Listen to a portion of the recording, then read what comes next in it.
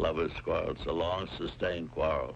What's going on, world? Hey, everybody. It's your guy, TJ, Mr. New Cool. And it's your girl, Dani, your rightfully rested ragdoll. I mean, we took like 3 weeks off, so you should be rightfully rested. We did not take 3 weeks. You said ragdoll? Yeah, it's a type of cat. See? I got a picture of it. So show the camera. Oh. Yes. We got video, y'all. So yes. I don't know if y'all can really even see that, but that's a ragdoll. It's just a type of cat. And we did not take 3 weeks off. We took off like a week and a half or whatever you want to call it because it was the holidays and we deserved to not record and to focus on being with our family and the holidays and all that jazz. And so with that being said, welcome to another episode of Lovers Quarrel. If this is your That was first... trash. Welcome to the first episode of the new year of Lovers Quarrel. But go ahead. Of 2021. Of course, if this is your first time listening, welcome. If this is your second time listening, welcome back. And if this is your third or more time listening, you are officially family, or as TJ would like to call it, you a lover. Yeah, what up? Shout out to all my lovers out there. Happy New Year and all that good jazz. Yes. Happy holidays. Yes, we hope that the holiday season was good to you all, that you were able to rest, that you got everything you wanted on your Christmas list, that you were able to spend time with your families safely, that if you had to, keep it small this year for whatever reasons, that you were able to, power it through, and that, your 2021 is starting off right. So, how are you, my good sir? I'm alive. That is always a bonus, a plus. And I'm good. How are you?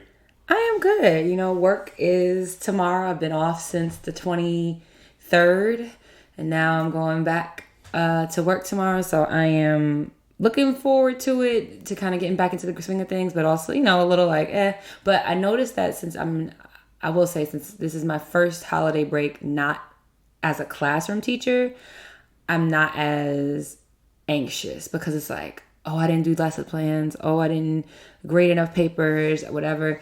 This is more like, I got a lot of things to juggle. Mm-hmm. This month, especially in January, there's a lot of things going on with like projects I'm working on, but it's not as much of a like the pressure. It still doesn't feel like a lot of pressure.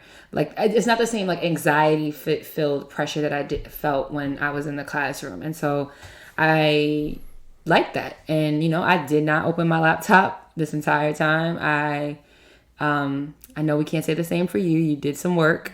You had to work some of those days in between, but you definitely scaled it back a lot. I didn't have to, but I promised some people that I would do certain things. So I wanted to, be a man of my word. Mm-hmm. But I definitely did scale it back. How did that feel? Felt refreshing. Just being able to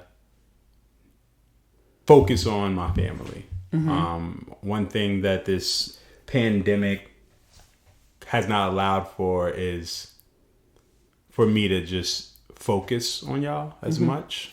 Mm-hmm. Just because I'm so easily accessible, and I'm not like I'm doing anything, right? At first I was just saying like, oh well, I don't mind because it's COVID. Like it just doesn't I'm not doing anything. But I had to kind of take a step back and look at it and just say like, while I can be accessible and be available, I have to be mindful that I'm not neglecting my family. Mm-hmm. And just, I have to be mindful more so because you're Greek, so you understand Greekdom. So, mm-hmm. and you're patient and you're everything, but I don't want to utilize all of that now. You don't abuse it. Yeah. I don't want to. I don't want to. Yes, you said it right. I don't want to abuse your niceness or your forgiving. Your come on, since you want to jump in, your understanding, my patience, your patience on everything now, and then this is like the same song and dance, and then you get tired of it. So, had to be mindful of that. But it's just creating boundaries and Well, I appreciate learning things. But yeah, no, this is pandemic. It was perfect to be able to like be off and truly be off. Yes, and I think you and needed like that. not having to be accessible. Like I had so many like like Merry Christmas texts and stuff like that on my work phone, but I didn't look at my work phone. So, I want to respond to them later, but it just felt good to not have to be on. Yeah. Yeah. I think that's important. You needed that because like a lot of like changes happened in the last, few months of 2020, professionally, and there's, a lot of adjustments. And then even now in the new year, like you guys have a new president, right? So that's going to be another like adjustment, and I think it's important for anyone who can and is able to use that time at the end of the year to kind of reset, reflect, take a step back, and, all of the above, because it matters. Like you want to be rejuvenated, right? Like I feel like tomorrow, even though obviously I also don't have to get up and go anywhere, which is probably helpful too, but I just feel like tomorrow I'm gonna get up, I'm gonna start, and I'm gonna go through my emails, and I'm gonna kind of get my bearings, and then I'm gonna hit the ground running.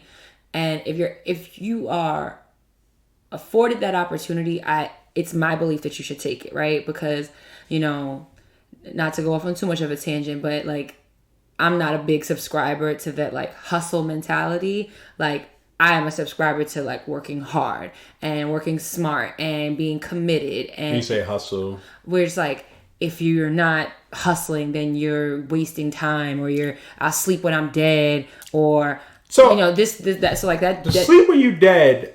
I understand the concept. Sometimes I understand the concept. I just don't agree with it. Well, sometimes you have to forego sleep to get something done. Well, of course, sometimes. It shouldn't be something that's just what you're living off of. And one thing I think that we got to start doing is what works for me may not work for you. So while sleeping when I'm dead mentality may work for me, and that's how I'm able to get my effectiveness and be efficient, that may not work for you. And because that may not work for you, that doesn't mean that you need to subscribe to my mentality. Yeah, I agree. I think that there's a prevailing thought that more people who subscribe to that like hustle mentality, that I sleep on my death, they kind of shame people who aren't doing that. Well, people are always I'm not saying that. I'm just giving you a different. And there was a time where sometimes you would give me a hard time about that, and about always being tired, or like me being like I can't, like I'm a person who I can't stay up. Like I've never been a person who could stay up all night and study. I have to go to sleep and get up early, but that's just how because my brain doesn't process. So for me though, again, we got to see where I was at that time that I said that, and where my mindset was at. Yeah, and that's what I said once upon a time. Like okay, no, but I'm just saying that to say that it changes. Like I probably would have felt the same way. Like you should be hustling and all that. No, everybody needs their own thing, and they need to do it the best way that they need to do it. And that's something I would tell everybody. Everybody needs to do what's best for them, period. Yeah. But I think the thing is like, so to that point though, when I'm talking about the holidays, using that time as like a time to rest, rejuvenate, relax, to gear up for the next year, right? Because everybody has like before anything is executed or launched or rolled out or whatever. If you're going into a next phase, you have a planning period or a prep period. You should, right? And that was this time of year. So it made me think. What it made me think of too was like how I posted on my private page, but Diddy had that post that was like people were giving him a hard time about, which myself included, which was like if 2020 didn't bring the hustle out of you, it wasn't, and it was never in you to begin with. And I'm like, that's a trash take in my opinion. Because why so? Because first, for a couple of reasons. One, it's coming from a person who is before a global pandemic, was a multimillionaire, right? And so I'm not but saying he hustled his way to he did hustle his way. So he did hustle his way. But my thing is, he's saying it based off of. I think we're taking it as a negative. I took it as a negative. He did what he hustled. I think he's just saying that at the end of the day. Go ahead. Yeah, he hustled But the position that he's in to say that now is not a position. He wasn't hustling the way he was when it was the 80s and 90s. Like, it wasn't a global pandemic back then too. So it's the thing is like, it was probably harder then. No, it was probably harder in some ways, but no one. I'm just saying time wise. I'm not talking the pandemic part, but no one has ever done. Most people, matter of fact, pretty much the entire world, none of us have had to do life with a global pandemic as the backdrop of which we are doing it. True. And there are people out there who have died, right? Who have lost loved ones, okay, who have lost their jobs, who have been furloughed, who have had to not been able to figure out how they're going to pay their rent, who've been evicted. And there's been others who've been able to do the opposite of what those who can't. Yeah, but so to say that the hustle, if it didn't bring because to me how that resonates to me is like, okay, we were all in some way, shape, or form. We were all on varying levels. We've all had to deal with a level of like adversity because of the pandemic. But it's like, if you didn't respond, if you didn't like level up, or if you didn't hustle in response to that, then you never had it in you. But it was just like, you know what? But what is your leveling up? Or maybe you need to tailor that statement and say like, my hustle, like for some people, if I just made it out of this year with my health and a roof over my head and food on the table, that is the bar that I had to set. I think that him posting that and making his statement should only affect you if you felt like you didn't, like, it should only affect you if it makes sense to you. If you did your hustle, if you were able to do whatever and it doesn't apply, then that's just him making a statement. I think it's a negative. I think it's not reading the room. People are suffering. So if you're saying people are suffering, it may not be me and you, but other people out there, a lot of people that at the top of 2020 were not. Who's to say that he's not suffering though? He's speaking from his lens on his private page, and those who choose to. He has a major platform, and him saying that is like, if you didn't hustle during 2020, you never had it in you. And it's like, maybe you were a hustler, but then your mom got sick with COVID, and now you had to stop everything that you were doing and go out. So like you. Never, so are you still a hustler? Is that person still a hustler? Well, it depends on how you look at it. If you're saying that someone who's a hustler can't hustle because they got to take care of their mother, they're still a hustler. They just could not hustle. Yeah, but that person should not be offended by that. Okay, but I don't think it's a good. I don't think it's a quality take on a year where everyone has had to face battle. What do you mean both ways? We can't have it where we want access to these celebrities and their thoughts and their opinions, and then when they make it and it's not the way that we want it to be or how we would expect it to be, we get upset. No, I think I look at it from the lens of, if you are going to engage with people that you know are the public on your social media platforms, you have to welcome both the praise and the accolades as well as the criticism and the feedback. Did he block the comments? I have no idea. I reposted it and I said that it was a trash take because I still feel like it was a trash take. I don't think it's a trash take. There are people who absolutely. So if I say 2020 was the best year of my life. 2020. That's what I said. Yeah. Okay. If I said 2020 was the best year, so anybody who said it was a terrible whatever, that's personal to you. Is that a bad take? The second half is, yeah. If you say 2020 was the best year of your life, you're speaking specifically on your experience. But if you say, but then, and that's not what he did. So he spoke on others. He spoke like, if it didn't bring the hustle out of you, you didn't have it in. Let's say if I said 2020 showed me that every day above the ground is a blessing. Is that insensitive? No, because you're still talking from like a lens of your perspective for your experience. He's speaking from his perspective. No, but if he was speaking from his perspective, he would talk about him. We can just agree to disagree. And he would not talk about you. If I say me saying, can you pull it up? Yeah. So you saying, because I don't necessarily like. To me, that's not as damning as you're making it out to be, but I don't think. Do I think he meant any harm out of it? No, but do I think it was bad opportunity where he missed of reading the room, yes. Because he's a celebrity, so whatever he's going to post, people are going to post it and repost it. Okay, if 2020 didn't bring the hustle out of you, it ain't in you. Truth. Let's fucking go. I don't see nothing wrong with that. I'm sorry. So if you're somebody who... If it does not apply, let it fly. So what do you mean? Like, so if I don't... So who does it not apply to? I'm just saying. All he's saying is that if you weren't able to hustle in 2020 based off of the circumstances... Then you're not a hustler. Yeah, because while there's people who may have not succeeded, there's a lot of people who were still able to succeed. Okay, but the people who didn't succeed doesn't necessarily mean that they didn't succeed under other circumstances. But that's not saying that they aren't.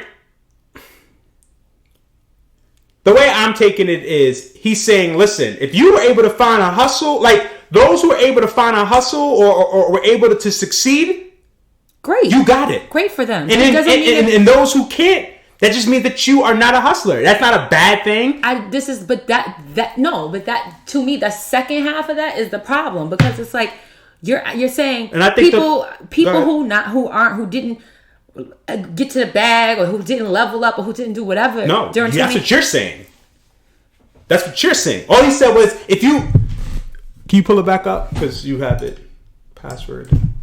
If 2020 didn't bring the hustle out of you, it ain't in you. He's just making a statement. He's just saying that if you weren't able to... What do you interpret hustle to be? Whatever it is.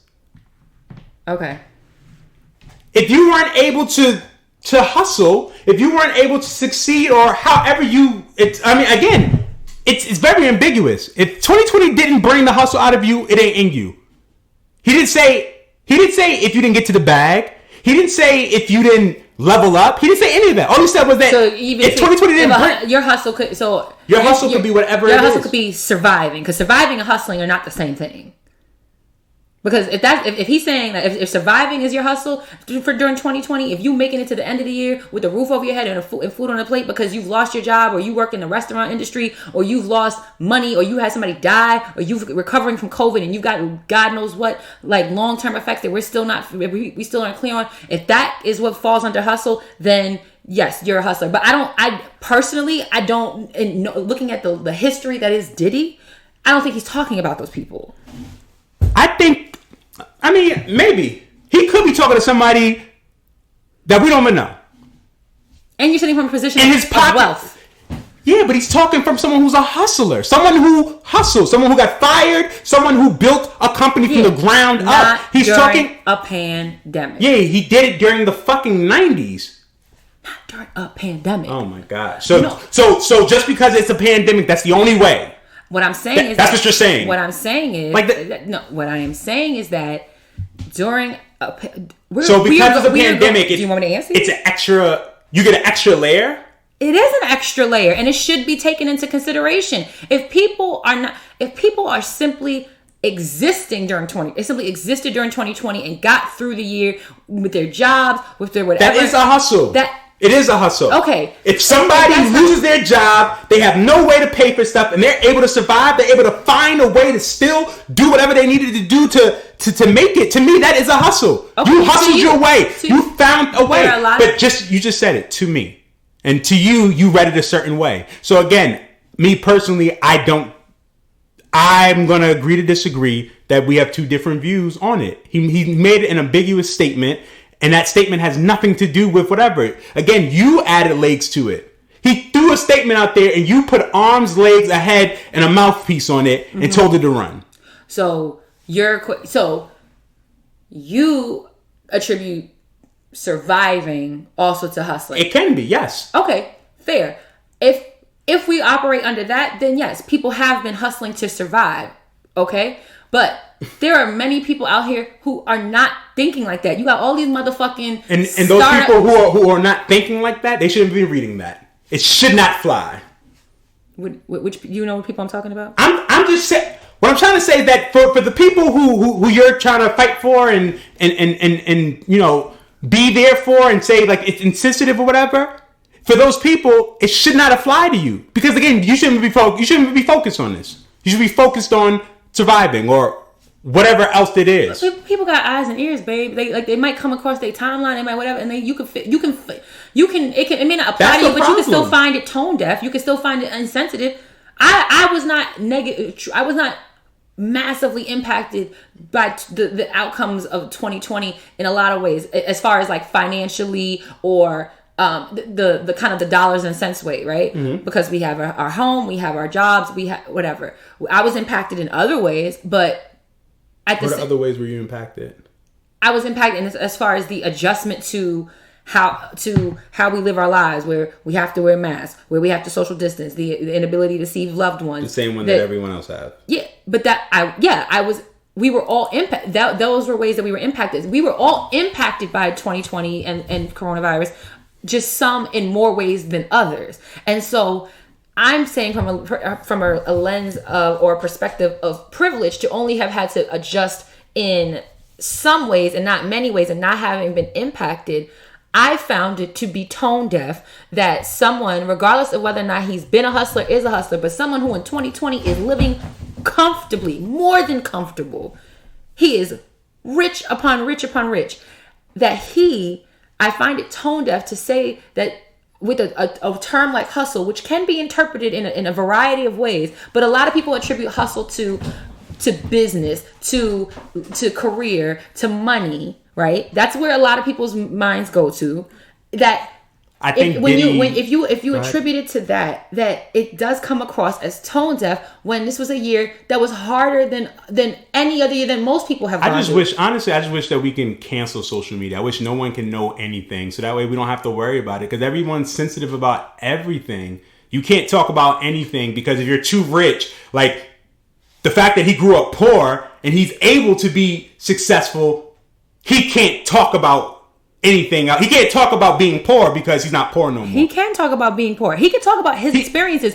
He can talk about anything that has to do with him. But when you post things like that and you're talking about other people, when you say, if it didn't bring up the hustle in you, it ain't in you, people are going to take that. Some people are going to take it as whatever, and some people are going to be offended by it. Okay, and both can be fair. Like you said, we can have two different opinions on it. No, you definitely can. I do agree with that, but I also feel like, why does Diddy words bother you? So, like, why does this celebrity words bother you? So anytime anybody, if there's a troll account and they put something out there and they got attention, you're going to be mad at the troll account because that's insensitive. Like, no matter what, nobody can't say or do anything based off of where they at, based off of where we are at in the world in that time. Anyone can say whatever they want. You have a right to say whatever you want, but you also cannot control how people receive or respond to what is being said. I saw it. I thought it was a trash take. I made a post about it in my story, and I'm moving on. And we're having a conversation about it because when it came back to get back to the point, which is like, I believe in that there's times to rest and there's times to recalibrate, rejuvenate, whatever you want to call it, in order to then be more effective. I don't subscribe to the I'll sleep under my dead, I'm a hustle till I die mentality, because I just think like there's a lot of people out here who think who not even can't do it, but who are working hard and not smart, or who are just like, just because you ain't wash your ass in 3 days doesn't mean that you're out there hustling. It just means you're being fucking dirty. Like, yeah, but typically when they say I'm gonna sleep when I die, that means I'm gonna do everything I can and I'll get sleep when I can get sleep. It doesn't mean that means like if I gotta work a 18-hour day, I'm gonna work an 18-hour day because that's what needs to get done. It doesn't mean that I'm not sleeping because I'm playing video games all day. Like, I think that you're taking the concept of what people are saying. Now, what I will say is that that's not healthy. No, you need sleep. And there's a lot of people out here who think that they're hustling, and they're just doing other things. And that's so. But why does that bother you? It doesn't necessarily. Why do you care about the hustle of somebody else, of Diddy's imaginary hustle, and we don't even know what he's referring to as hustle? What I care about is when what I take offense to, or what I take issue with, is when some of those people try to shame others, because that's the thing. I know, but he didn't shame anybody. He said it ain't in you. So if there's a person who's like, damn, is it possible? I'm a hustler. I didn't do. Is it possible that somebody cannot be a hustler? Absolutely. I consider myself a hustler. Are there people in the world who are not going to hustle? Absolutely. All right. So I don't understand the issue. But they're saying that if you just said it, you're not a hustler. Yeah. I feel like I am a hustler. I feel like I'm going to bust my ass. I'm going to do whatever I need to do to get the job done. And I feel like you'll be like, well, if it gets done, it gets done, or it just won't get done. Feel like I believe in working smarter and not harder. I believe in leveraging my talents. I believe in. But who's to say that? It doesn't mean I don't work hard. It doesn't mean I don't bust my ass. But I'm not somebody who I'm going to forego like my meeting my basic needs. But you can't yum other people's yums just because you don't want to. I don't have a problem with that, babe. I have a problem with. I started this unintended quarrel with us talking about how there's a lot of people who believe that they are let me finish because you're about to start talking. Because why the fuck do we care about those other people? Who cares what other people think? And that's my biggest thing. Y'all care about what other people think. So what they say, does not make you shit. Mm-hmm.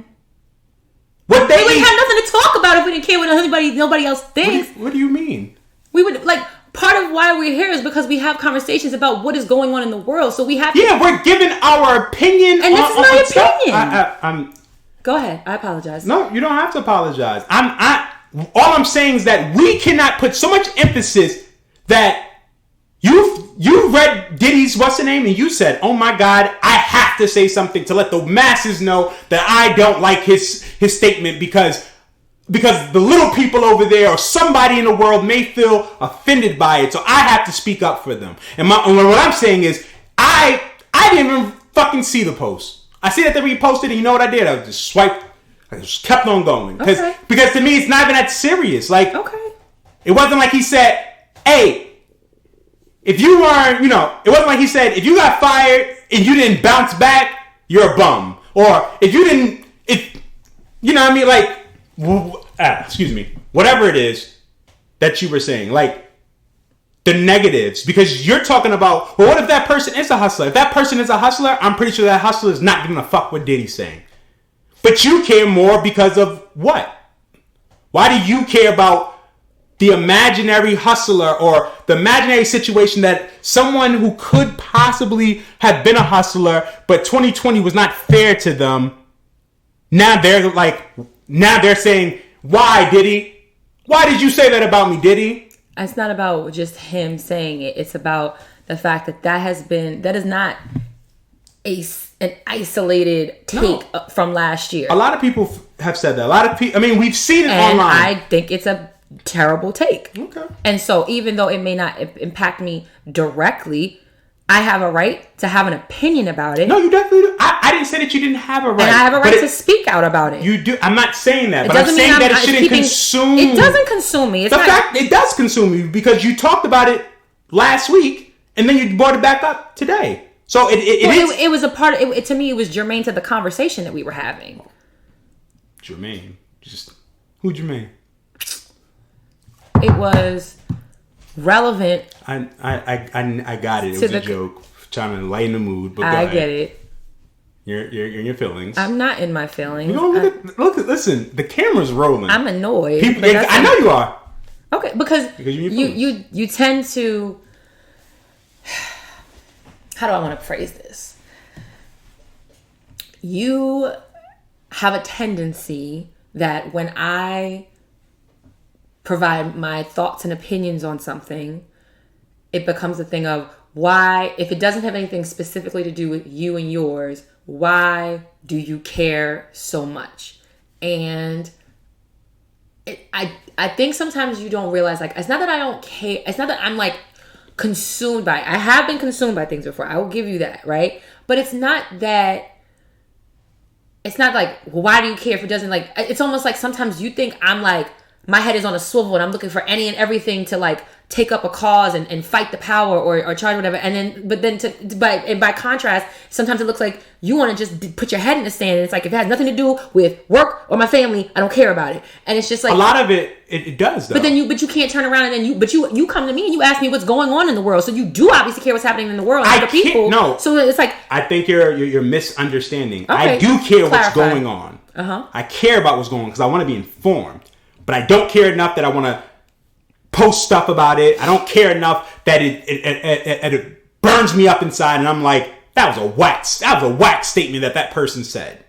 So no, that does not bother me. I wasn't burned up when I posted that. My perception to it was that my perception is that if somebody wants to, like, if you're gonna post something or have a comment and you're gonna put it out there, then it's on your mind. So it's at the moment, but that's what I just said. Yeah, but my thing is, like, but you're when you're talking right now in this moment, you're making it sound like that's all I've been talking about for the last week and a half. Well, no, that's not what I said at all. But if anybody listening thought that outside of you, then I apologize. That's not what I said. Or when you say things like why are you so worked up about it, or why are you so consumed by it? I'm asking because, again, he made an ambiguous statement. When you read a book and they make an ambiguous statement like that.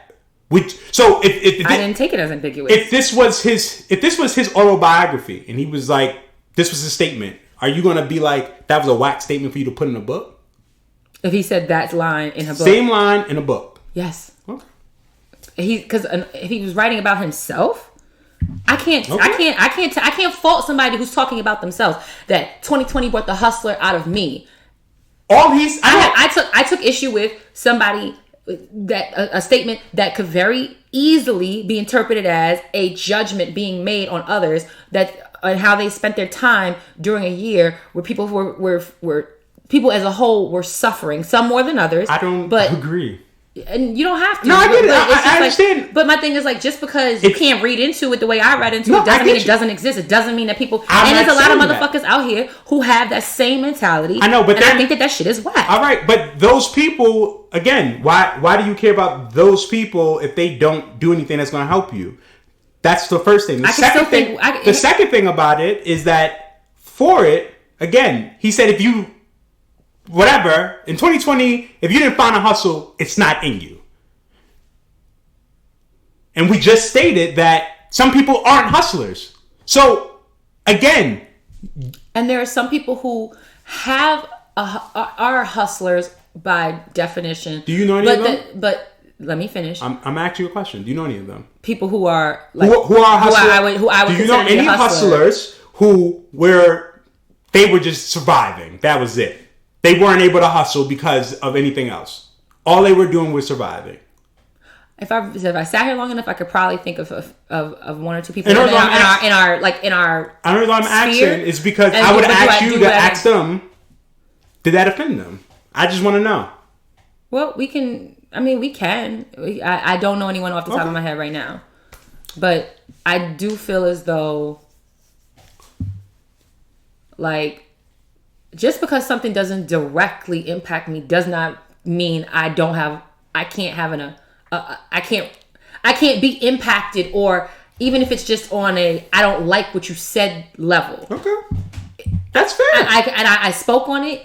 I moved on. I responded to people who hit me up about it, and then. And what did they hit you up and say? Just asking. They agree with me. Okay. Now, and then as far as. And not until we sat down to record did this come up again. And so then, but my point... You're trying to paint this picture like I'm saying that it's the most, like... For the record, everyone, she wrote on it. We didn't even have a conversation about it. It's the first time we're talking about it because because you're trying to make it seem like I'm painting you to be this person who's writing about it every single day. I never said that. But... What did you say? I said that it shouldn't consume you in the sense that you are bringing up imaginary situations. What about the person if they were a hustler, but they couldn't hustle because their mother... You are adding more stuff to the statement than what it is. Do you think that there's somebody out there that in this world that fits that narrative? I'm pretty sure there are all hustlers out there who could not hustle. So does that mean that it's not in them based on that statement? Based on that statement, if they couldn't do it in 2020, if they believe in Diddy, yes. But my thing is that's an offensive statement to those people. That's all I was saying. Okay. It's an offensive take. And if anything, it's just like, why are we so worried about hustling? What is the obsession that people have with hustling? Because everybody wants to try to one-up each other, and everybody wants to be able to kind of say that you were able to do this or all other stuff. Same reason why same reason why a lot of people post, their pictures or them traveling or their food that they're eating, their clothing and stuff like that. Stunt. People want the attention. They want what it is. Unfortunately, Diddy worked his way up, and he's somebody that people look up to. People admire his hustle. Oh yeah, I respect it. So I just think that was a bad take. So my thing is that if someone is a known hustler and they're saying as a known hustler, like, yo, if you weren't able to hustle during the pandemic, then you're really not a hustler.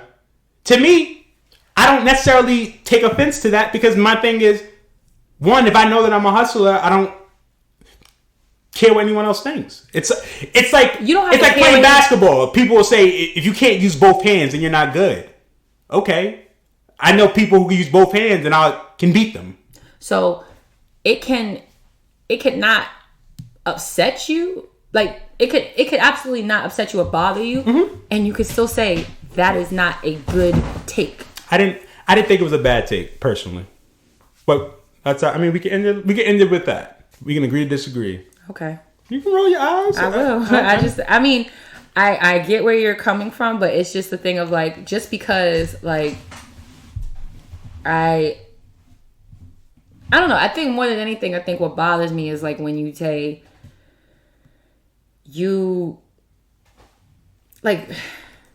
why do you care so much? And I didn't even care so much about this.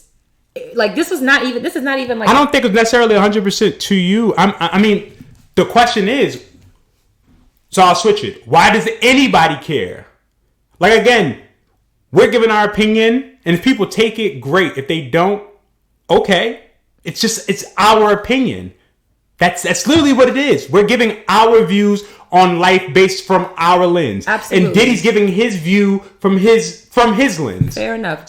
But somebody having an opinion on somebody else's opinion does not mean that they're not. But that's how you're coming across to me. Okay. Which is like, well, I apologize. If you have an opinion on anything that's not specific to your life or to who you are, then why are you even having a response to it? But it's just like, there's millions of things in our lifetime that come across our scope and into our frame. That wasn't one of the ones that you could see something on TV, you'd be like, that looks stupid. It's just an opinion. But even if it has nothing to do with you, we form opinions about everything, even if they have nothing to do with us or our day-to-day lives. So I can see someone and say that's stupid, but then if I see it and then I'm taking a picture and saying, hey world, this is the stupidest thing, or I just watched this commercial, I think it's the stupidest commercial. All I'm saying is that you're adding legs to something that, again, someone said a statement and you took it and you made it into a whole different story. I made it into a whole different story because I gave an example. No, you didn't give an example. You started talking about you started giving me scenarios. You started talking about the what ifs. I gave an example because that's not an example. That's a scenario. Okay, I gave a potential an example would have been like, what about like typically a specific person, exactly, or specific story. But I think that we're in a situation where, there are certain scenarios that even if we don't know somebody personally, that I've been informed enough that I've like in the news and everything else where I've seen people who have fit these descriptions that I was trying to provide of trying to get by or their lives being impacted and thrown into upheaval because of COVID. And so, whereas prior to last year, they were doing well. And now they had to scale it back, or they lost things, or they suffered loss in some way, shape, or form. And like, to me, 2020 is a year where I believe that we really shouldn't be scrutinizing or passing much judgment on anyone as far as like what they accomplished in the year. Again, he didn't say, if you did not get $1 million, then you're a bum. All he said is that if you're not a hustler, you're not a hustler. And you just said that you're not a hustler. So for you, it should be like, yeah, well, that does make sense. 'Cause I'm not a hustler, so I wouldn't even try to hustle because I don't feel like I'm a hustler. But I feel like that even before 2020 happened, before everything, our worlds were. So if he would have said it in 2019, it would have been okay. But because of the pandemic, he can't say that. That's what it is. I think that it would have been a bad take. I think it would have been a. Can comedians make jokes about pandemics, or is it too soon, or is it not going to be funny enough? I think if it's funny, then I think that there's humor to be found in any situation, and that's what people do in order as a coping mechanism. Should artists talk about the pandemic? Like, should all the artists who's talking about all the money that they have, should they change their music for year 2020, 2021 until pandemic's over, so that way everybody feels I think if you're speaking on your own experience, then I think if you're speaking on your own experience, as like a part of your art, then to an extent, like there's nothing really much I can say that, because you're speaking from your lens and your perspective. Okay. I do think that it's tone deaf to publicize maybe during a year like 2020 your excess or your win, whatever you want to call it, because why because it could be a little like people. Well, you won't know until it comes across, and then you can unfollow. You're saying don't read the room. You're saying read the room. So should there be like a IG for only rich people, and then like a IG for like poor people, and then IG for like middle class? Like, should there be tiers so that way everyone has like an equal playing field? No, because again, if you don't have money, you shouldn't be on IG. Like. But there are people who don't have money, but they have a phone. I've seen homeless people with phones. Yeah. So, again, should that homeless person be focusing on Instagram and what Diddy might be saying? Or should it be focusing on fixing their lives? Okay. I'm just trying to figure it out. It's possible for people to be tone deaf. Like, you can say, can say stuff. Like, even people can say stuff.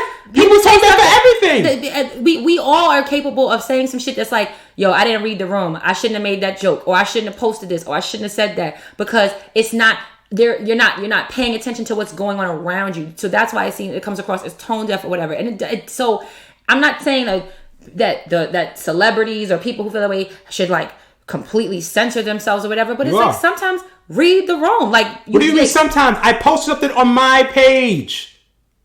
Okay, and you and he may very well, because we don't know this man from a can of paint, but he may very well be okay with and understand the criticism he's receiving as well as the praise. When his baby mother passed away, he posted something like, something like cherish your loved ones or whatever, and people were like killing him on whatever. Was that tone deaf too? Should he have not said that? Oh, why? Because he like didn't treat her right when she was alive? Well, he took her for granted. Which people do. Like, I'm just trying to understand. So when Chrissy Teigen posted the picture of her crying after her stillborn, was that tone deaf? No. Why not? Because she was speaking on her experience. And so but I didn't want to see that. That's not fair to me. I felt like it was tone deaf. Do you? Yeah. I don't want to see that personal. I don't want to see such a personal, intimate matter on social media. That was the way that she was able to cope. That's what she felt like she needed to do. She was sharing. She was doing it as her own. And he was sharing his own. The statement says you, not me. You. It didn't bring. It talks about. It didn't bring the hustle out of you. You're talking about other people. Chrissy Teigen is talking about her own experience of loss, and she's sharing it in a manner to. She's sharing in a manner to cope and to also like be selfish. to be like kind of like a face to something that a lot of women go through but don't talk about in public spaces, and that's why I continue. She could have still been a face without having to show the aftermath of after it was, or the raw emotions. That, just like you said, it can fuck people up. So when I seen the picture, it was a picture that I wish that I did not see. It's just like people who post, like I've had people on Facebook who posted pictures of their stillborn baby, like the stillborn. Mm-hmm. That was their coping. That's tone deaf to me. How is it tone deaf to you? Because you just don't. It makes you uncomfortable. because that's something that's personal, and you didn't give us the opportunity to not want to see that. That should have been something that you've done. Oh, like to me, I feel like those are things that you keep to yourself. To you. Yeah. And so, but if you posted online, that has nothing to do with reading the room or being tone deaf. Okay. It would be like, it's like tone deaf was Kim Kardashian posted her 40th birthday and how she flew everybody on a private jet and got everybody COVID tested and everything like that. That's tone deaf when people are like trying to scrape together money to pay their rent and not to get evicted at the same time. That's when you have millions and millions of followers. And you know what? It's honestly, when you're a celebrity, you are held. You reach an echelon of status where what you say and do is scrutinized more. And sometimes is it fair? No. But is it a reality? Yes. And that's why Chrissy Teigen has to deal with that too. But my thing is, like, she was talking about herself and she was posting her experience. I know. And you saw it and you didn't like it. So then you reserve the right to unfollow her in that moment. If you didn't, if you have the right to unfollow. Well, I don't even follow him. It kept coming up in my thing. And that's why I commented on it. I posted it and I spoke my piece and that was it. I don't even follow Diddy. Okay. So my thing is that it kept coming up. So then I felt like it was a take. I spoke on it and I moved on. You got it. So like we do have control over what we allow into our spaces, and then we sometimes we don't because sometimes we do because a lot of times if you follow someone and they post it, now like an IG, if they post it into their personal, then only those people in their personal will see it. But if you have an open page and someone follows you and you post a picture, you know what happens? Everyone who follows you sees it. Okay, so that means, and so you mean for everyone to see it, which means you leave yourself open for scrutiny or support. Diddy's page is open. That's like anyone can follow him. Okay, and so was Chrissy Teigen. So okay. Saying that to say, and again, I don't follow her, but people were reposted and stuff like that. Okay. So saying that to say that no matter what, any and everything can be considered tone deaf. Many things can be looked at from different perspectives, yes. I found that one was tone deaf because he wasn't talking about himself. He was talking about others. I do not think Chrissy Teigen is... It doesn't even look like he wrote that. It looks like he screenshot. It looks like he seen something, thought it was dope, posted it. So it represented how he felt. The same way how we repost things that it may not be our words, but it accurately depicts our position or our stance or our opinion on something. So we repost it because we like this. We agree with what this is saying. So when you do that, when you put your cosign on it, you got to deal with both the support that people who are in support of it and the people who are not in support of it. That's fair. I thought it was a shit take. I still think it's a shit take. And I thought it was. And I'm not consumed by it. Okay. And I'm not. I didn't give it arms and legs and a head and teeth. I said I posted. Well, the reason why I said the arms, the legs, and the teeth is because again, it was a statement, and then you brought in these imaginary things to help your story. So again, you try to. But they're not made up. Like they're not made up. I don't know somebody specifically, but I know that there are people out there that are in this similar that are and I know that there's people out there who were able to succeed, who had the same situation and they found the way to make it work. But then it's not okay. I think it's not okay to shame those who didn't. But he did not. I don't see that as shame. Saying it ain't in you. Yes, it's either you're a hustler or you're not. It's either you're smart or you're not. It's either you're intelligent. Like. It's either you have it or you do not. That's like saying... So you don't think sometimes circumstances and situations sometimes lend itself... Of course it is. 100%. So it's not as finite... Do you not think that there's a basketball player right now in Baltimore City who could be in the NBA, but life circumstances did not allow that to happen? Yeah, but does that mean that his talent isn't in him? Because you're saying it's finite, either in you or it ain't. It's not. Life ain't that simple. Okay. Touche. Well, we might have done our quarrel already. How are you? I'm good. How are you? You're the one who I might have to deal with later, so. I'm fine. Okay. You're the one who's like, I'm annoyed and making faces. I was annoyed. I didn't make faces because I was annoyed. I'm less annoyed now. All right. Well, I reserve the right to be annoyed in the moment. You do. My thing is like we're talking, but you got we're quarreling, and so you got it. That's fair. Like I just said that's fair. Like okay then. Well, let's get on our elevator. We haven't even gotten to the elevator. Down. Okay, what's your elevator? I will go up. All right. Listen, it's a new year. Holidays. I need the voice. Come on. Well, you jumped right in. Well, you being slow. Sorry, that may be tone deaf. I really be trying to going up. Listen, the holidays. You know, again, 2020 has showed us that you can wake up one morning and be on a flight and everything is okay, and then the next day the world is shut down. So you know, you got to take this and find things that you know, keep you going. And you know, for me, family was very key. So I'm going up to state, you know, being able to create these memories with my daughter and my wife and my family has been dope. The photos, like, you know, I want to do annual photos. Mm-hmm. I may want to do seasonal photos. Mm-hmm. Well, yeah. But I'm just saying, I want to do the things that I never got to do as a child.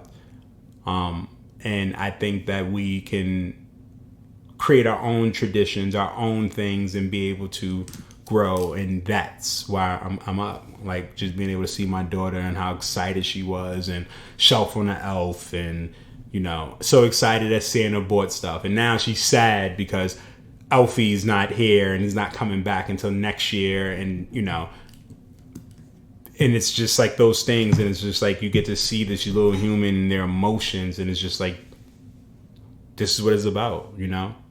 So for me, that's where I'm at. Nice. Well, I will continue to go up, and similar to TJ, I had my holiday season went well.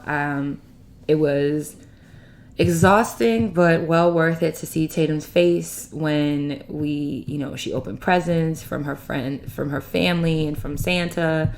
Her spending time, being able to kind of spend like uninterrupted time with her without having to be like, oh, mommy's got a meeting. Oh, I need you to be quiet.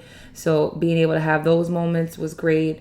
Being able to rest. Like, I didn't take as many naps as I would have liked, but I still was able to kind of just like sleep in and, and just chill and not worry. Do you wanted more naps than what you had? Like, I don't really feel like I took many naps during this I'm just inquiring. I took a few, but I would have loved to have taken more.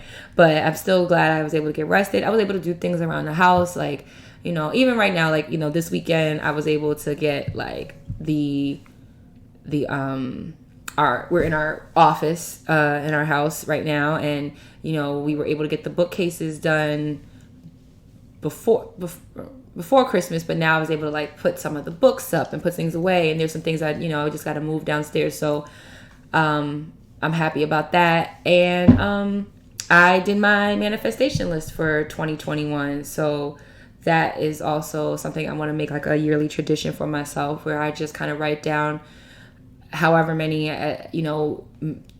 goals I want to manifest for myself to come true. So that way I can revisit it, because last year at the top of 2020, I had 7, and really when I look back on it, I achieved like 5, and so I made progress or achieved like 5 out of 7, but really it's like 5 out of 6, because I feel like 1 was out of my control, which was I put that I was going to travel no less than 4 times during 2020, but that was kind of taken out of my control, and because I was trying to be responsible, and so if you bring it down to 6, I got 5 out of 6, so I feel like that's not too bad. So 5 out of 7. Well, if one wasn't, you can't help your circumstances. I should have hustled my way to my trips.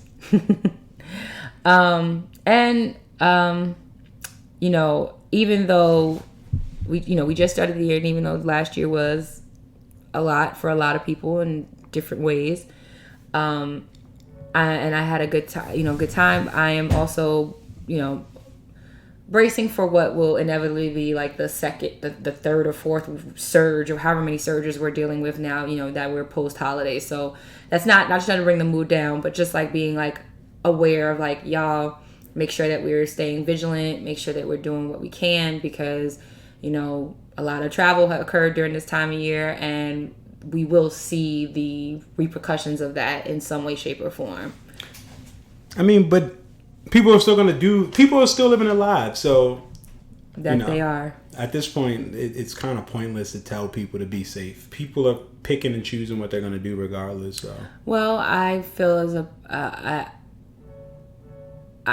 like it's important to be vigilant, and I feel like it's worth repeating. And I know, like you said, people are going to inevitably do what they want to do. And I feel like it's worth repeating because even though it may not be people in my quote unquote like direct bubble, or those people who are, I'm taking the necessary steps to limit their access to me for X amount of time.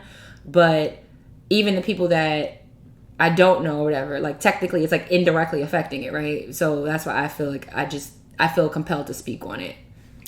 Listen, because what everybody does when it comes to like being outside and doing whatever does technically impact everybody, because it's hit or miss.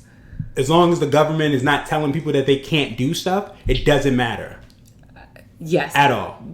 But I still feel I feel compelled to say something. Mm-hmm. So, but still looking forward to what this year has to bring us, and how we can be better, and do right by ourselves and by others. And so yeah, that is my elevator. And now we are going to head on over to our relationship tip of the week. I can go first. And my relationship tip of the week was on my manifestation list for this year, which is to continue to speak your truth, right? And I actually had my makeup therapy session today, and I wanted to actually even amend it a little further. And when you're in your relationships, when you are talking to people, when you are your friendships, your kinships, all of the ships, right? Speak your peace, but peace being PEACE, right? Speak what it is that you know is true and authentic to you. And understand that, your version of the truth, or what might be true to you, somebody may have a different lens on that. And I mean, you often hear it on this show every week, but it doesn't mean that, but sometimes it's like knowing that you're being authentic and you're speaking what you feel is the most authentic, and accurate, honest version of your opinion and of your account of whatever is important to do, because it's what's going to contribute to bringing you peace. Peace of mind, peace of spirit, because you at least know, hey, I didn't lie, I didn't censor myself, I didn't question myself, I spoke what I felt was the truth, and whether or not that person receives it, or whether or not that person has a different account of it, at least I know I was honest with myself and I spoke my truth, because and it's important for us to do that, because personally I know that I sometimes would censor myself or not speak on certain things, or not speak my peace, PACE, or my truth, like peace. Yeah. So because you said PEACE. Okay. I thought you said PAECE.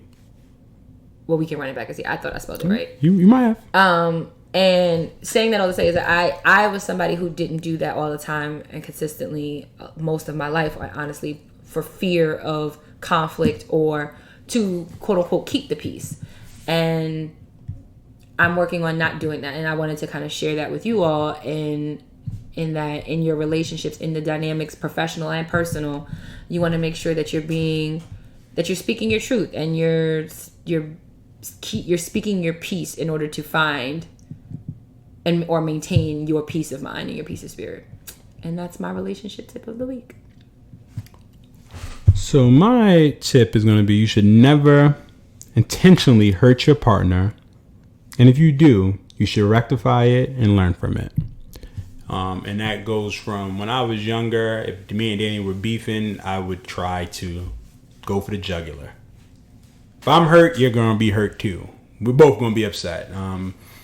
And, looking back at it now, it's like, very childish, very immature. And, when you're in a relationship with somebody,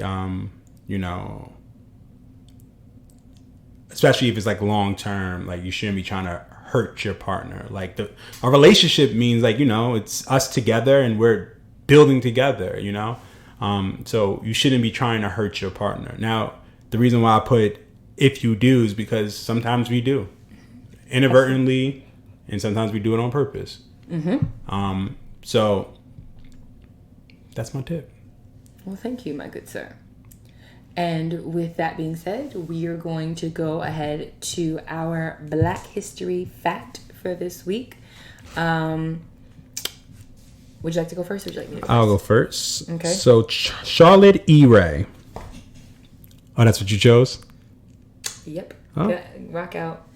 But you didn't send me the show notes, so how am I supposed to... It's okay. So Charlotte E. Ray. It's only because I know I did my research first. She was the first African-American female lawyer in the United States. She graduated from Howard University School of Law. She was also the first admitted to the District of Columbia Bar and the first woman admitted to practice before the Supreme Court of the District of Columbia, D.C. Her admission was used as a precedent by women in other states who sought admission to the bar. So she was a trailblazer. And who would have ever thought that back in the 1800s? Like, I didn't know that. So, well, good thing for me is that I remember another one that I didn't use. So on January 4th, now of course the year is escaping me. Real quick, sorry. So Charlotte E. Ray passed away on January 4th of 1911, which is why I chose her. Also because I did not know that she was. I didn't even know that we had black lawyers. Which is always so weird to me because it's just like, through our Black History facts, I found out that we used to be Republicans. I found out that we used to hold, like, we've held positions, like, so black people did stuff, but it's just like, how hard was it for them to, I guess, accomplish the things they accomplished at that time? But it was still like, we did a whole bunch of shit. So it's just so weird that, like, when we talk about history and stuff like that, they don't ever talk about, like, they make it seem like our history is only what we did during slavery. Absolutely. But they don't talk about, like, again, how we've had lawyers in the 1800s. Yep. Politicians and people who held high ranking positions in the 1800s, early 1900s, and everything else. They only show us the negatives of us being slaves, crack epidemic, stuff like that. They only showed us the negatives. They don't show us, like, these African Americans were builders and they were this. What I mean? Like, it's just very weird. It's very weird that American history doesn't include African American history, and we are American history. But I mean, it's wrong and unfortunate, but it's not weird or surprising to me. In the sense that it's not weird and surprising it doesn't benefit because them to humanize us. Yeah, no, I get it. So, go ahead. I'm sorry. What I will say is that I did have one. I remember one from when I was doing my research. So on January 4th, and again, the year escapes me. Sometime in the 1970s, the Congressional Black Caucus was founded, and it was, or at least the organization that led to the creation of the Congressional Black Caucus was created on January 4th of that year, and it included basically black political officials from across the country. Some notable ones would be like Shirley Chisholm, and they are in still a huge, factor or representation organization to this day in American politics. Yep. So still got a Black History fact off, even though you had the same one as mine. Well, listen, great minds think alike. Yes. And now that we have concluded our Black History facts, TJ is going to try and stump me for the first time in the year 2021 with his word of the week. So this one is Ballotron. I hope I'm pronouncing it correct. Let's make sure. Come on, Rebecca. Ballotron.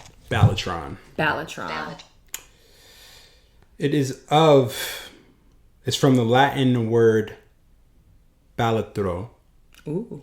Gesture or buffoon. I'm going to start calling people a ballotron.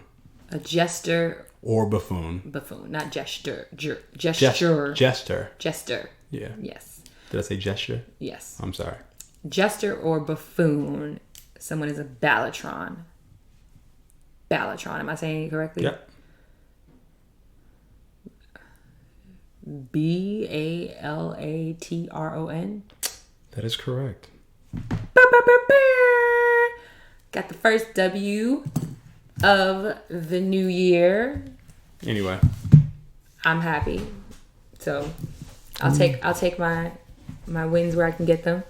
Even Adam Morrison got a ring. He got 2 actually. I don't know who added it, so Exactly. My point exactly. are you calling me an obscure like happenstance? Like it's a are you being you're taking a dig basically? No, I'm just saying like. Well, so what was the Because context? you're like, it's the first year. I got the first victory of the year. So I can't be excited about it. I have to be just like, I can't be hyped. Do you? I will. Exactly. The fuck? I'm for Ballatron. Okay, gesture. Ooh. Anyway. What's next? Well, being that we Quarreled at the top of the episode, inadvertently, but still very effectively, I thought we could wrap up our first episode of the new year, talking a little bit about how we just kind of go about goal setting, or, I don't even want to call them resolutions or whatever, but just like how it, goal setting.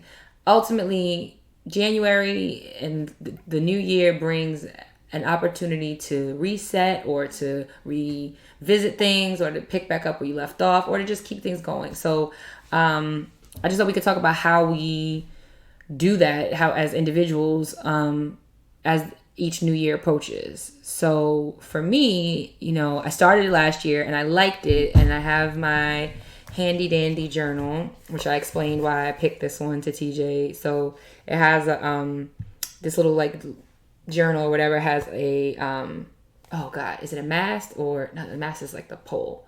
Basically it's the steering wheel on a ship, right, for lack of a better term right now. And I picked it because when I was younger, I used to always really want a tattoo of a compass because I felt like it was symbolic of me wanting direction in life.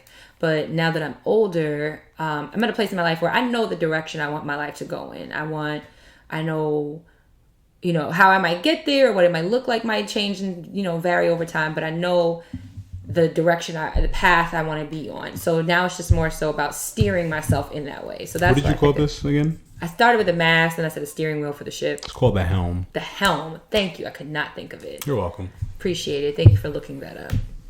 Well, they can see that I looked it up, so yes. That's not... Well, the people can hear it too now. Yeah. Because everybody's not going to see it. So... Why wouldn't they see it? Because what if we don't use this that clip out? That makes sense. Thank you. So I picked the helm because I just want to now... My goals are about how to move in that direction. I know where I'm going. Gotcha. So what I do, and I did it last year, and I wrote down, kind of like how you do like a manifestation, like something you want to manifest. And then I wrote some down, and that's what I was talking about. I had achieved a lot of them. And then I did, my one for this year, and I have 10.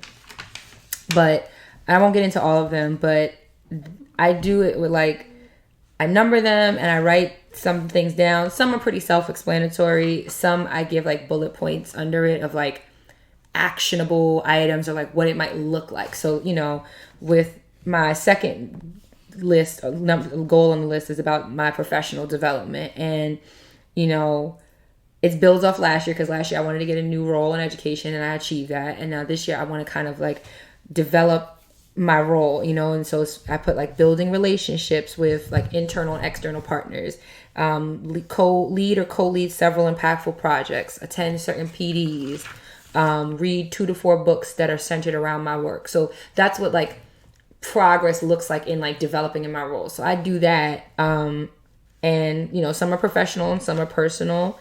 And that's kind of how I go about it. And I did start last year when things were, certain updates happened that were based off of things that I had listed. I wrote down what some of those updates were. So like with the house and the job. So you do go back in there and... I did go back in there and like update stuff. But then I can tell that like kind of once like the last update I had was like the beginning of February, and then before the shutdown. Yeah, so but then the shutdown happened, and I guess I kind of and like we moved, so then I think this book kind of I kind of misplaced it for a little while, so I didn't write anything down. So but I do want to continue to include like monthly updates of like where I am with my goals on my list for the year, and just so that way I can keep abreast of it, and then do it again at I think I did it on like New Year's Eve 2019, and I did it like New Year's Day this year, so just around that time, and then just update it. So that's just kind of how I do it. What do you do, babe? Just throw it against the wall. I just say it and I just live my life. Do you say it? You just say it to like yourself, or you? I just say like these are the things that I want, and then I just try to practice them. I don't write them down. Mm-hmm. It's never been my thing. I also just know that when you write something down, if it doesn't flow, if that doesn't get accomplished, then it wasn't like, then you didn't succeed it. So my thing is, I rather just say it and then do it, as opposed to like writing it down and trying to make sure that I'm matching what I wrote down and stuff like that. Even though writing it down might be an easier way just to kind of remember stuff, but it could be. It's about sometimes thinking about like keeping track. I personally am someone where sometimes it helps me further commit myself to whatever I did, because if I write it down, that means, or if I, I'm not sharing it with the entire world, but like when I share it with like key people in my life, like I read it to you, I talked to it like with my sister, I talked to it with one of my best friends, and when I do that, like it helps me. I talked about it with my therapist. It like helps me get feedback, and also too like it kind of like holds me accountable, right? Like I wrote it down, I expressed it to key people in my life, I got feedback on it, so now I kind of have what I need in order to keep me motivated but also and accountable, and so that way it'll kind of push things along, because that's kind of what I find works for me with that. And like even with my therapist today, like I didn't get into all the nitty gritty details, but she was kind of saying the same thing. She was like, you need to make sure that you include like what does your goals look like, right? We can have a goal like I want to, like if people always talk about like they want to lose weight, right? I want to lose weight in this year, but then it's like, well, what does that look like? How are you going to go about doing that? And so it's important to include that, because we always kind of have like the lofty overall high level goal, but then we have to get into like the actionable items, like a SMART goal, right? No, I get it. I mean, I mean, again, I think it just goes with what works for you. Yeah. I haven't tried it. I haven't tried the other way. I've never even thought about it. So I'm not going to knock it until I try it. So, but I don't, like I said, I'm too busy living. Like I don't have time to, sorry. I haven't made the time, because we all have the time to do anything we want. We just choose not to. To me, it just wasn't a priority to write it down. Like I can say it and still do it, but maybe next year I'll try writing it down. If you had to ballpark it, how many, like, you think you have like 1 to 3 or like 5 to 7? Like the way my mind works, it's just, I have thoughts, but I may have a thought in June that I want to get something completed then. So that's what I'm saying. You can always add to it. I think it might benefit you sometimes. Like you don't have to get into the nitty gritty, but it may not hurt for you to even just write down like the high level, because sometimes my mind goes all over the place, and then I'm gonna lose and then I'm not gonna know where it's at. Type it, email it to yourself. Okay, so I'm gonna email it to myself, and then I'm never gonna know where it's at. I'm not gonna remember where it's just too much. I mean, too much. I'm not gonna force the issue, but I will say you won't necessarily know unless you try. Because or is it always it's up in here? It's always up in your head. I've done stuff where I've like tried to be organized or try to send an email to myself, and then when I'm looking for it, I don't remember how I named it or anything like that. So that's what I'm saying. Do you feel like you do a good job of just remembering? Sometimes. We don't all. No, like that's. Is your backup just telling me, and then I remember for you? No. I mean, so I do write down stuff. Like I have notes and I do write it down, but even then, like. You're not very organized. No, my organization skills is trash. Well, not trash. They're just not the best. They're They're definitely good for me. Like, I know where everything's at in my office because it's my office. But if we share the office, then I wouldn't know where anything's at because you're gonna move it and everything else. But I mean, you do in my own personal spaces, like chaos. Yeah. Okay. Yeah. Yes, it's chaos for you. It's normal for me. So. Yeah. Well, I can understand that. I feel like as long as you remember and you can still like access that information or like your goals, and then you can still like work on them, then I think that you. But I also don't think it's a knock to anybody else who can do it or how they do it. Like, to me, it's just all a matter of preference. Some people need to write down their resolutions to motivate them, and to me, I'm like, I know what I need to do to motivate myself. Like, I know what's needed to do whatever I need, so I don't have to necessarily write it down. But if it behooves you, then great. Mm-hmm. I mean, I think as long as it works for you and you're not like... It's worked thus far. It has, to an extent, yeah, it has. I think sometimes you get like a little scatterbrain, though. I get scatterbrain, yeah. I mean, because like once you get down, because what happens is that you never lose sight of your big goals. That's for sure. But I think sometimes when it comes down to like the actionable parts of it, like how do you get the rubber to meet the road? I think that's sometimes a part where you stumble, but you also do a really good job of like asking for help or guidance when it comes to that, and so that way people can kind of point you in the right direction.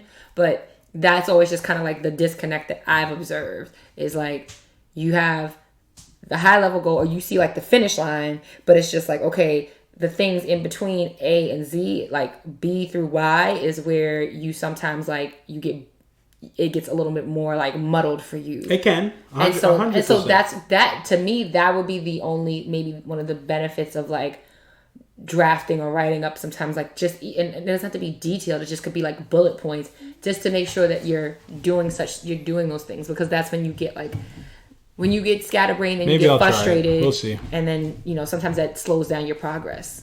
No promises, but I'm not, yep. You make a compelling point, so. Well, thank you.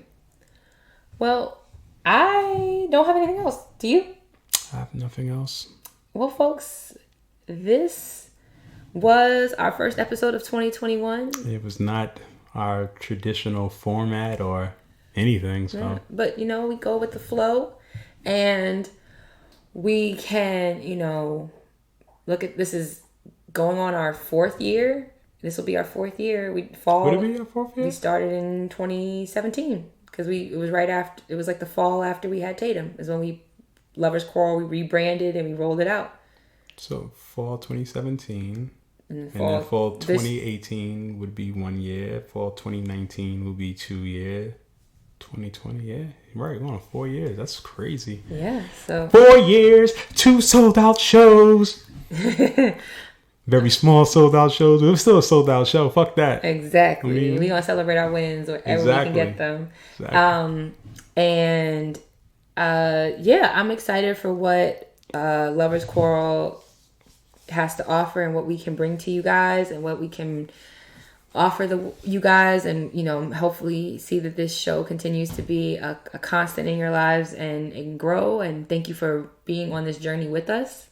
It would not be worth it if we weren't, if we weren't getting the feedback that we were getting in our DMs, in our interactions, in our engagements with you guys. And we're going to continue to try and engage with you all in different ways and shapes and forms. One of my manifestation goals, I'm not going to get into details, is about the show. So I will be working towards that to again, be accountable, put in effort, all that jazz. And yeah, I'm just excited to keep doing this with you. Even when we fuss or get annoyed or whatever, it's still healthy-ish most of the time. And is it ever too late to get a new co-host? Oh, for me, I can get a new co-host. No, me. This doesn't work without me, so it's okay. I mean, listen, you the star, but you replaceable. Feel me? I'm the star, but I'm replaceable. Yeah. I'm not the star, and I'm not replaceable. So both things are wrong. But guys, make sure that you tell a friend about the show. Make sure you subscribe, download, stream, like, share, follow, tag, do all of the social media things that you can do to promote this show and to support us, because we truly appreciate the support. Make sure you hit us up on Instagram at Lovers Quarrel Show, on Twitter at Lovers Quarrel 7. Email us your questions, comments, concerns, headaches, or heartaches at loversquarrelshow@gmail.com. We will be back on Tuesday, January 5th, for our fireside chat, where we can chop it up. So make sure you listen to this week's episode so you can jump in, or we'll catch up on that. You know where to find us. And thank you as always. And we hope that you're having a great start to the new year, that you're remaining safe, that you're happy, and that you are hustling in whatever way, shape, or form you need to do. You just want to be shady. I wanted to tie a bow on the episode, that's all. I mean, listen. Hustling is either you got it or you don't. Okay. Well, with that being said, as always... Before we do that, so you... Never mind. Go ahead. Nah, speak your piece now. No, because... You don't think that is either you have something or you don't? Like that's just life. Not everyone's gonna have whatever. And just because someone points it out doesn't mean nothing. Some people are just meant to be D students. That's just who they are. I think that is their success level. It doesn't mean that they, if you said, if I was to say some people are just D students, should they be offended? Like, is that tone deaf? Is that like... I think, so let me try to amend kind of what you're saying. I think if you were to say, if in 2020 you didn't make honor roll, it's not in you to make honor roll. And I don't think that is true because I feel like you have less distractions. And now we're talking from a lens that I can speak from, and I can tell you 150% that there are some kids who have more distractions. No, there are some kids. I'm not going to take that. I'm not going to say that. Again, I'm speaking from my lens as someone like in the perfect situation. If everything's still your normal, only difference that you can't go outside, then you have less distractions. I'm not saying for the person who don't have internet, so they can't. I'm not talking about those. And there are people who were there are children K through 12 or even in college who were amazing students in person, but then struggle with virtual learning. And so, does that mean that it's not in them? No, it just means that the circumstances change so that they can't be held to the same standard as they were in our normal settings, because 2020 was not a normal year, period, full stop. It wasn't a normal year, but if that's the case, then some people... So then the whole so everything that happened in 2020 should be an asterisk. Like it... In many ways, yes. Okay. And in other ways, maybe not. But I think that there are some things, yes, are there some things that are in people and just aren't like... singing, right? Like it's either you can work on it, but there are some people who got it and some people who don't. But you can't say that. Like, I mean, you could say that, but it just depends. Like, because it could be considered tone deaf, according to you. Like, any and everything in the world can be tone deaf. Simon Cowell is tone deaf. No. Well, no. How's he not? Somebody comes up to sing. They can't sing. The only reason why they're recording, I mean... It's because that's American Idol was very tone deaf. Because they displayed these people who couldn't sing for Simon Cowell to destroy them for ratings. And no one ever said that Simon was wrong for that or anything like that. So that was capitalizing, like that was kind of like things for ratings and viewer grabs, because we all, when that was a thing, we all watched it for not only the amazingly talented people, but for the people who had no talent whatsoever. And so everyone who watched it were tone deaf. We were being tone deaf for laughing at people. Tone deaf. On what's the name? Tone deaf is not the appropriate. Tone deaf is not the appropriate term to use for that. And B, at the same time, when you volunteer to go on a show to be judged for your talent, you have to open yourself up to whatever feedback that you receive. So if you voluntarily follow Diddy or you voluntarily see something from somebody, it's not the same? No. Okay, just asking. You want me to close it out? Yes, you can. Yeah. All right. You can go ahead and. So again, guys, that was a little teaser at the end, but teaser, not a teaser, like a revisit of our quarrel at the end there. So again, guys, don't forget to like, share, subscribe, follow, tag. Nope, I gotta come back. I'm sorry. Oh boy. Tone deaf. Of a person unable to perceive differences of musical pitch accurately. Oh, you're talking about like literal tone deaf, not tone deaf of like you're not reading the room. There's two like. I'm trying to find that tone deaf. That's literal tone deaf. Tone deaf, reading the room. Sorry, go ahead. We can wrap it up, guys. You know where to find us. Instagram at Lovers Quarrel Show, Twitter at Lovers Quarrel 7, email us at loversquarrelshow@gmail.com. We will see you Tuesday at 7:30 for our fireside chat on IG Live. And as always, I am your girl, Dani. And I'm your guy, TJ. And you know that we fuss. We fight, but we love. Bye. All right. Having or showing an obtuse insensitivity or lack of perception, particularly in matters of public sentiment, opinion, or taste. So yes, your American Idol doesn't fit that. Why not? Having or showing obtuse. It's insensitive. It's insensitive to someone's feelings. It would be insensitive if there's a lack of perception. It would be not on the part of the judges. Their perception is accurate that person cannot sing. Yeah, but I'm just saying. So the producers who's like, no, we need to film that can't be considered tone deaf. It might be considered tone deaf if a person has I have to give a scenario to support this, but like. Let me ask before you do that. Can we consider that bullying? I would say. Can we consider it a form of bullying? I would say it's not bullying. It might be mean spirited, but it's not bullying. So if somebody consistent. So if somebody killed himself because of that, right? Mm-hmm. And they continue to do it, is that now tone deaf? I'm just trying to make it make sense to me. So if someone took their own life because they received mean spirited critiques from their audition. Yep.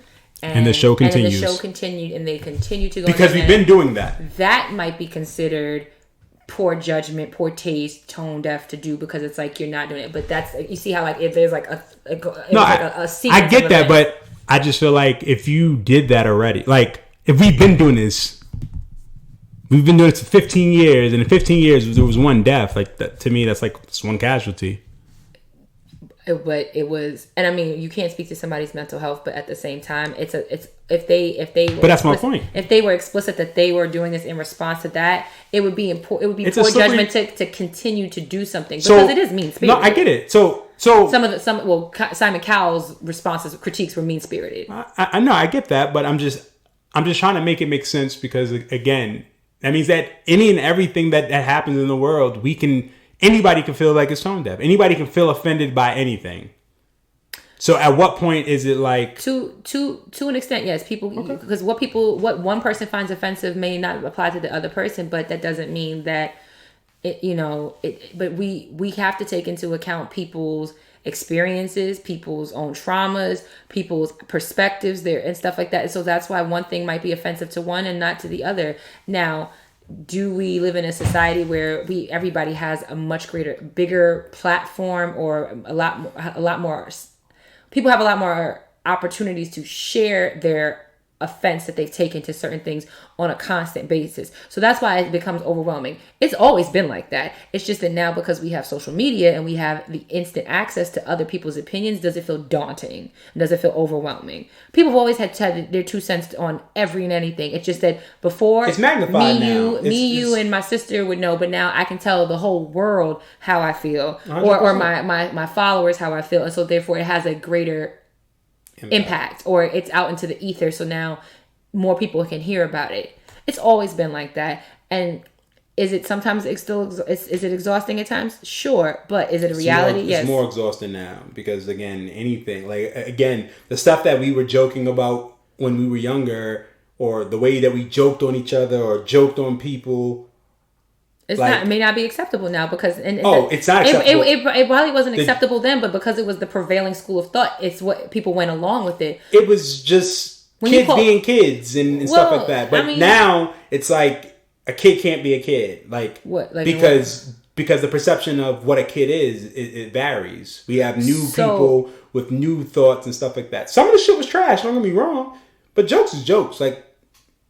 Yeah, but my thing is jokes are jokes, and if it's two people joking back and forth with each other about physical or about home life or whatever, and it's clear that this is all for fun, then that's one thing. When it's a person and I'm thinking about this mainly because when I was in Catholic school, when there was an African student, so my Catholic school was predominantly Haitian. There was an African student there, and then there was an African student. I had several African classmates when I was in middle school and high school, and people were African booty scratcher, right?